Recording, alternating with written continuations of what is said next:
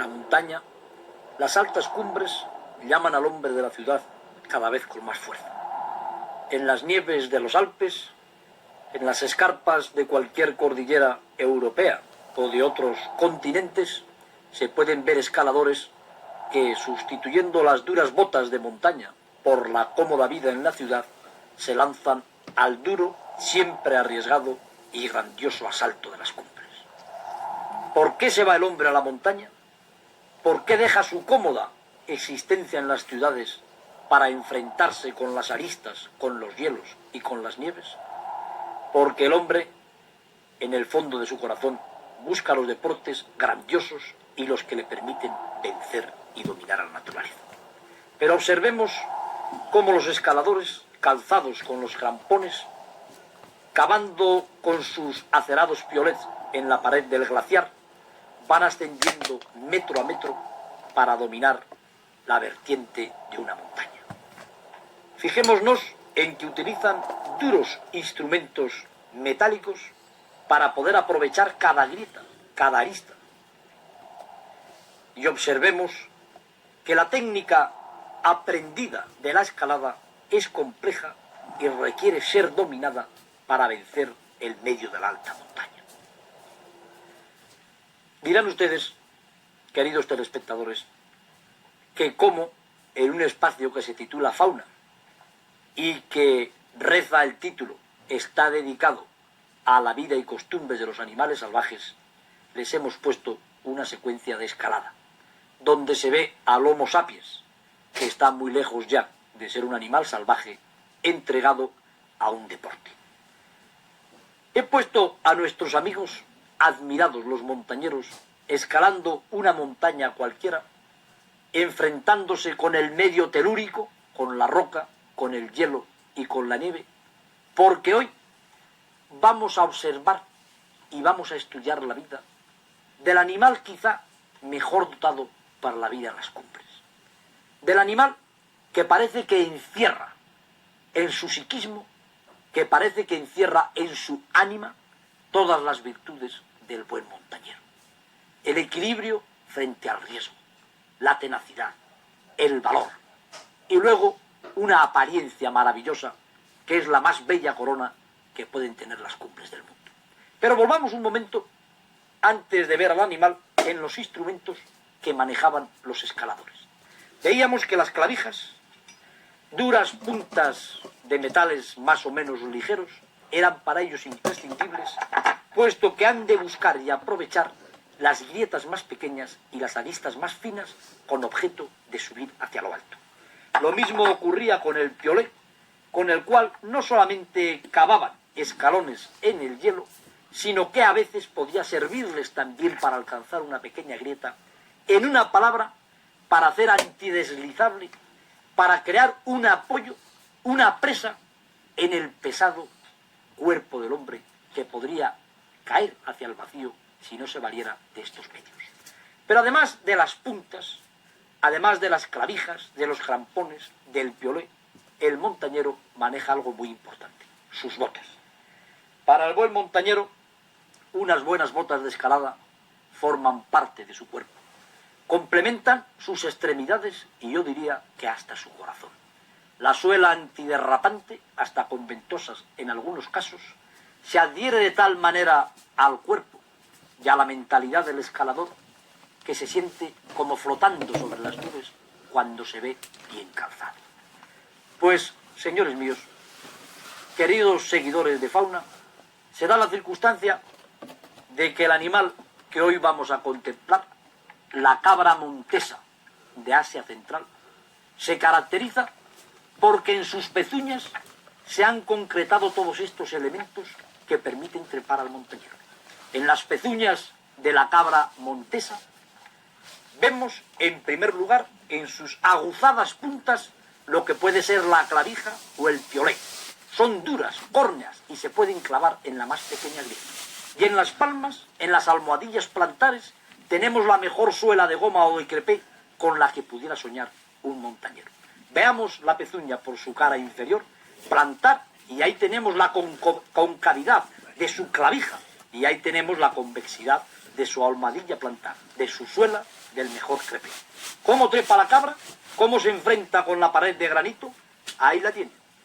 Clava su clavija, sujeta la punta y el corte de su piole, y cuando desciende se limita tranquilamente a apoyar las almohadillas plantares, a hacer uso de sus buenas botas de crepé para descender un poco apoyada en los dedos posteriores por esa lisera o por esa pared inclinada de granito o de roca caliza.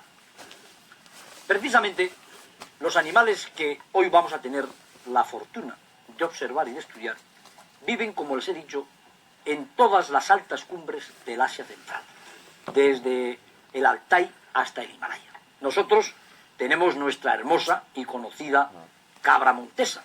Las tenemos en Gredos, en los Pirineos y en otras montañas. Pero esta es quizá más corpulenta que la cabra hispánica. Y sobre todo, aquí se ha dado una circunstancia muy importante. Y es que un equipo de naturalistas y de cineastas de Europa del Este se han pasado 2 años viviendo en las altas cumbres donde habitan las cabras de montaña. Y han logrado unas imágenes y unas secuencias cinematográficas que nos van a permitir ver lo que un hombre en la naturaleza necesitaría años de su vida para poder sorprender y retratar. Nos hemos trasladado ya en la magia del cine a estas altas cumbres del Altai, del techo del mundo, y estamos con un rebaño de cabras montesas. Son todas hembras. Sus pequeños cuernecillos alerta porque saben que su enemigo, el leopardo de las nieves o Irbis, acecha.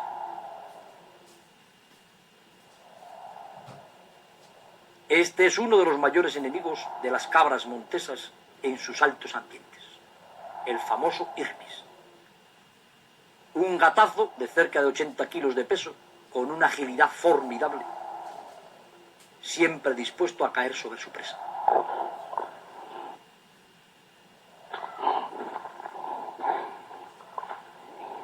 El salto es prodigioso y solo un acróbata como el Irbis podría cazar sin despeñarse en estas altas laderas. Pero la verdad es que ha hecho presa y que las cabras, sin embargo, van a ver algunos días después lo que nosotros desde luego no hemos visto. Y es que el Irbis, el leopardo de las nieves, ha caído en la trampa de un montañero de aquellas regiones. Un cazador mongólico que le ha tendido un cepo en uno de sus pasos y le ha capturado sujetándole con su mandíbula por una de sus zarpas. La sabia cabra montés ve que uno de sus enemigos está preso en una trampa. Con esa infinita paciencia que tienen los animales salvajes, el leopardo espera. Y en este caso se da la circunstancia de que el cazador mongólico va a tratar de capturarle vivo para venderle a buen precio en un parque zoológico.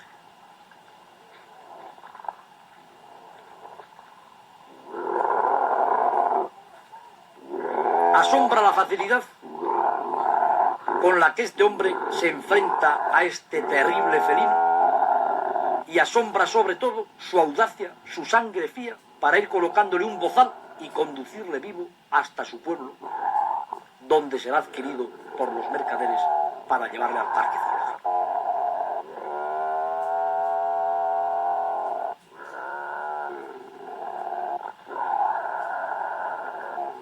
No sabe uno si admirar más al leopardo o al cazador mongol, pero vean el bozal que ha colocado a la fiera y vean que maneja al enorme felino con la misma facilidad que si fuera un perrillo de aguas.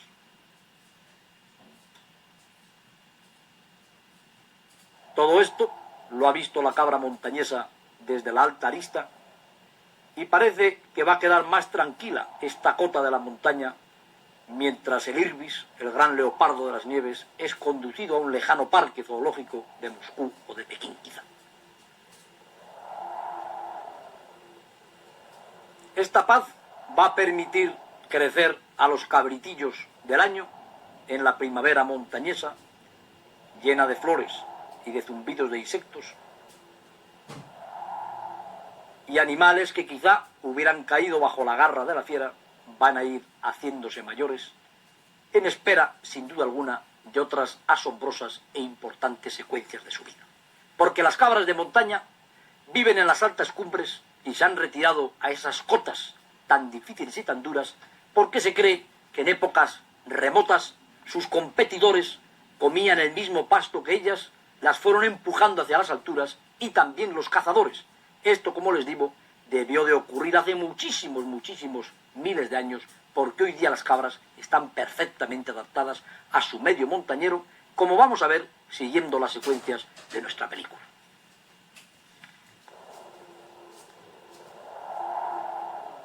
Pasados los 8, los 10 o 12 años, que quedan perfectamente marcados en los nudos o medrones de su cornamenta, un macho de montaña de Asia Central llega a tener el maravilloso aspecto del que vamos a contemplar ahora. Como esculpido por el más imaginativo de los escultores, este soberbio animal llama demasiado también la atención de los cazadores. Es como un desafío a las tendencias cinegéticas del hombre. Y en este caso el cazador montañés da gritos con objeto de que el macho le vea.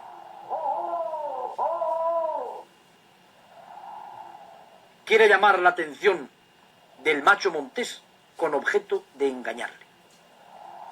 Aquí se van a enfrentar una vez más dos poderosos pobladores de la montaña, el macho montés y el cazador mongol. ¿Quién vencerá? El animal observa con detenimiento el lugar donde el cazador se ha refugiado y enciende su hoguera. Pero el cazador se va a servir de esta tendencia del macho montés para pretender engañarle. El macho sabe que está allí. Si consigue retener su atención mientras él describe un círculo y en difícil escalada le sorprende por la espalda, podrá cobrar tan magnífico trofeo y 100 kilos de buena carne.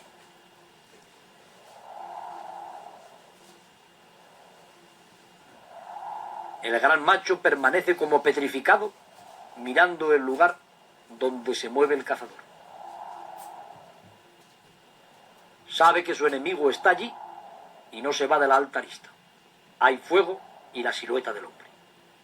El viento, que es bueno, tampoco le lleva su olor.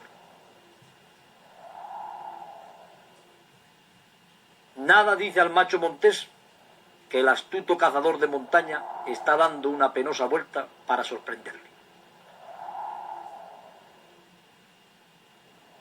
Y los realizadores de la película han hecho de este macho montés una especie de héroe, porque en aquella cacería sobrevino una avalancha.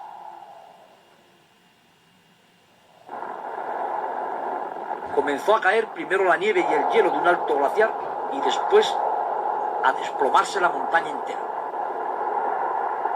El cazador mongol ya solo trataba de ponerse a salvo por el mismo camino precisamente que le marcó la cabra montés.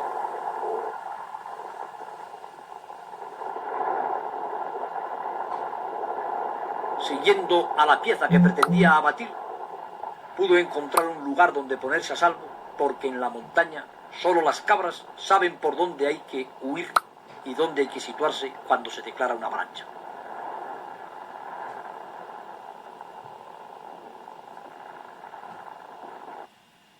De este modo, el gran macho montés del Asia Central salvó una vez más su vida.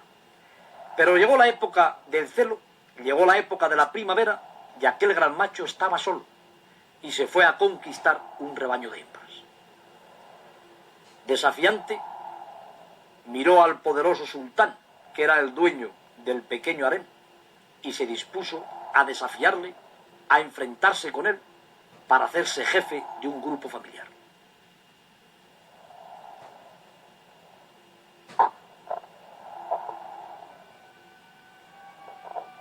Rompiendo el silencio de las altas cumbres, los dos poderosos machos se enfrentan.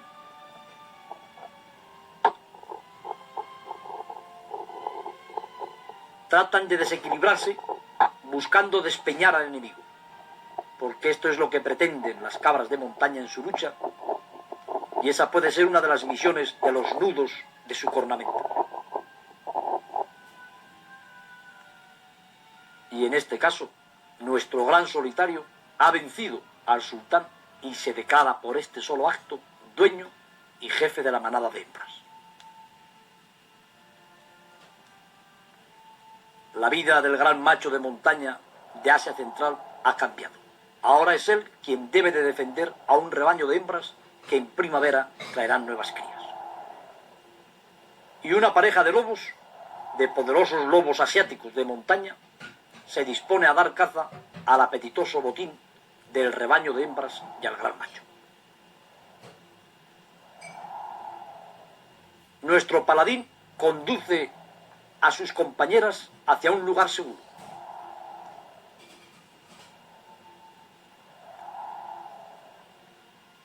Las oculta en un pequeño paso por donde los lobos están obligados a pasar si quieren llegar hasta ellas.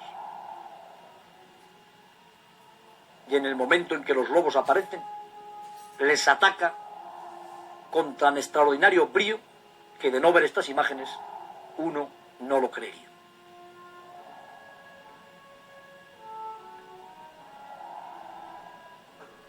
Observen el vigor y el enorme tamaño de este animal comparándole con los lobos.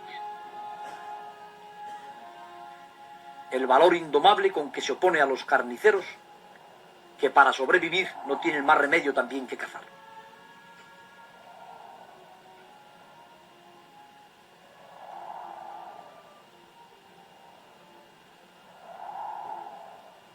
De esta forma, venciendo en toda la línea a sus enemigos, hasta producir la muerte a uno de ellos, el otro huye peñas abajo, y nuestro gran macho, el paladín del Altai, sigue sobreviviendo en las cumbres al mando de su familia.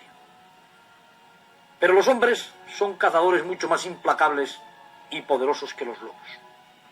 Y para capturar precisamente a aquel gran macho que se hizo famoso en la región, organizaron unas enormes redes en un paso natural por el que pretendían obligar a pasar al rebaño de cabras. Los hombres, conocedores perfectos de la orografía de la montaña, a lomos de ágiles caballos, pasan por la garganta por donde están obligadas a descender las cabras después de un cuidadoso ojeo, porque nunca se supo de cabra que fuera capaz de saltar de una pared a otra, de 8 o 10 metros, en esta garganta de más de 100 metros de desnivel. Entretanto, en las cumbres, nuestro rebaño ve al grupo de cazadores que se viene hacia ellas. Los hombres han preparado perfectamente la operación y, haciendo uso de esa estrategia extraordinaria de los cazadores para sus ojeos, van rodeando a las cabras para cortarlas otro paso que no sea el del despeñadero.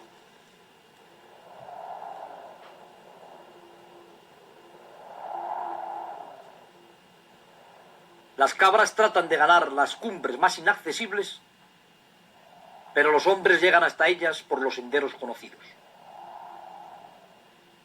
Son muchos y poco a poco van conduciendo a todas las cabras del macizo hacia el paso obligado donde se encuentran las redes.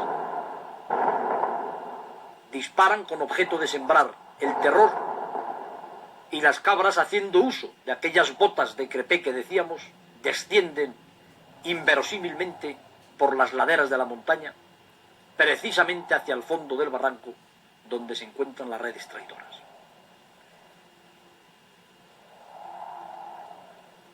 La primera en llegar se estrella aparatosamente contra la red y queda prendida por su cornamenta. Los hombres, los cazadores, corren,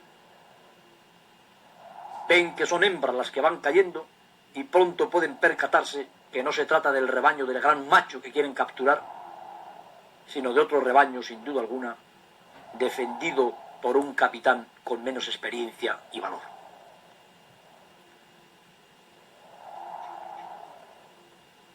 Continúa la cacería, siguen llegando las cabras asustadas por los disparos y por las voces de los ojeadores, pero nuestro rebaño, nuestro gran macho, conduce a sus huestes hacia un lugar, hacia el único lugar que puede ponerlas a salvo.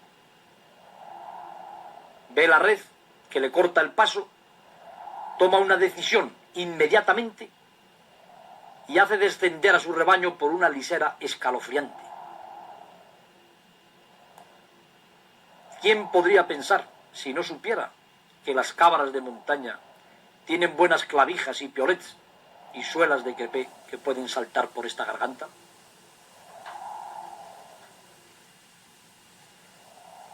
Observen este vuelo de pájaro, más que salto de pesado mamífero, para darse cuenta una vez más de lo maravillosa que es la naturaleza y de lo bien dotadas que están las criaturas en su medio natural.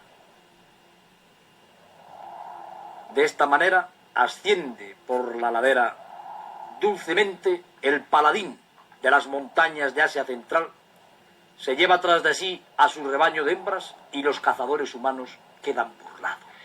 En esta ocasión, las botas de crepé y las clavijas de acero del macho montañés han sido más útiles y han sido mejores que las herraduras de los caballos de los cazadores. Esta aventura, esta historia de las cabras montañesas del Altai, nos ha permitido una vez más seguir en nuestra línea de fauna. Sin parcialidad, no ponernos precisamente al lado del animal salvaje, olvidando a nuestro amable semejante, el cazador, pero verlo, eso sí, con ojos de marciano, diría yo, como quien observa un combate de boxeo sin ser partidario de ninguno de los deportistas, o como quien ve la representación de una obra de teatro. Había dos poderosos personajes, los cazadores de montaña y las cabras montesas. La película ha terminado bien para los amantes de los animales, porque el poderoso macho se ha llevado a su familia y no terminará la vida de las cabras de montaña durante aquella primavera por lo menos. Ha puesto a salvo a su familia, no han caído en las redes y seguirá por muchos años habiendo hermosas cabras de montaña en estos parajes tan hermosos del Tamir. Sin embargo, los seres humanos tenemos una ancestral tendencia a cazar. Nuestros antepasados, como vivíamos en nuestro primer espacio, tuvieron que depender de la captura de los animales para sobrevivir durante quizá más de 1 millón de años. Por eso nosotros tenemos esa inclinación tan extraordinaria a la captura de los animales. Pero a veces, cuando los animales son tan arriesgados, tan vigorosos y tan bellos como las cabras de montaña, sinceramente, queridos amigos, yo me pongo de parte de los animales. Por hoy vamos a terminar nuestra entrevista. Les voy a decir adiós, deseándoles como siempre muy feliz domingo y sobre todo que no olviden los niños y los jóvenes que también las cabras de montaña tienen sus clavijas y sus botas de crepé.